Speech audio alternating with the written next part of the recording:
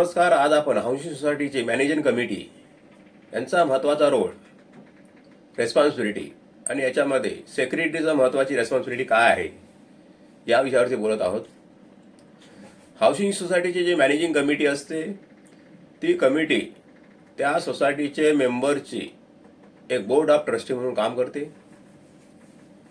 Housing सोसायटीमध्ये जेवढे member असतात, आता मोठमोठ्या सोसायट्या पण आहेत, 150, 200, 300, 350 मेंबरच्या सोसायट्या आहेत.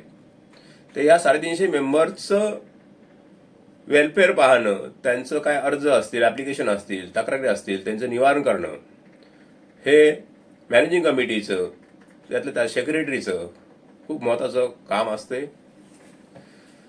प्रत्येक मेंबर्स हा त्याचं ॲप्लिकेशन्स, समजा फ्लॅट भाड्याने घ्यायचा असेल, विकायचा असेल, मॉर्गेज करायचा असेल किंवा इतर काही तक्रारी असतील, रिपेअरच्या असतील, पार्किंगचे इश्यू असतील, मेंबर डिस्प्यूट असतील, हे कुठल्याही प्रकारची तक्रारीचं अर्ज, ॲप्लिकेशन्स हे त्यांनी संबंधित सोसायटीच्या सेक्रेटरीला किंवा बऱ्याचशा सोसायटीमध्ये मॅनेजर सिस्टम असते, तर त्या मॅनेजरकडे देऊन ते रिसिव्ह कॉपी करून घेणं, एक कॉपी ओरिजिनल त्यांच्याकडे देऊन एक दुसऱ्या कॉपीवरती रिसिव्ह करून घेणं, त्याच्यावरती डेट टाकणं, साईन करणं, कुणी रिसिव्ह केलं असेल त्याचं नाव पोस्ट घेऊ शकतात. तर असे जे अर्ज आलेले असतात तर त्या केसमध्ये सेक्रेटरीचा खूप महत्त्वाचा रोल असतो. सेक्रेटरीने असे आलेले अर्ज स्क्रुटिनाइज करायचे असतात. As per housing society bylaws number 63 याच्यामध्ये प्रोव्हिजन आहे की एव्हरी ॲप्लिकेशन्स रिगार्डिंग NOC असू दे, परमिशन असू दे, सबलेटिंगचं असू दे, रिपेअरचं असू दे, पार्किंग इश्यू असू दे, इतर कोणत्याही प्रकारचे अर्ज, ॲप्लिकेशन, कंप्लेंट असतील तर आलेले कंप्लेंट सेक्रेटरीने स्क्रुटिनाइज करायचे असतात.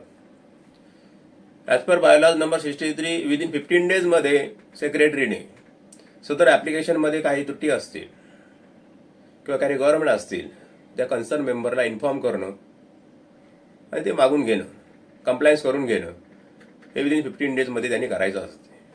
हे टाइम लिमिटेशन आहे ऑफिशियली.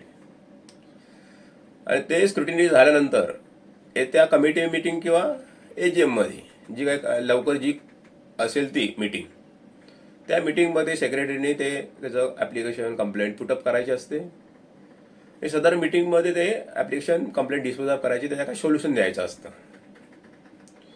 जर कमिटीने किंवा सेक्रेटरीने सदर ॲप्लिकेशन डिस्पोज ऑफ त्या मीटिंगमध्ये झाला नाही किंवा ती कमिटी त्या डिसिजन घेणं किंवा ते सॉल्व्ह करणं फेल झाली, तर कन्सर्न मेंबरला ऑप्शन असतो की त्यांनी सब रजिस्टर ऑफिस, जे काही डेप्युटी रजिस्टर ऑफिस असतात कन्सर्न एरियाचे, त्या ठिकाणी ते ॲप्रोच होऊ शकतात, ते तिथे न्याय मागू शकतात.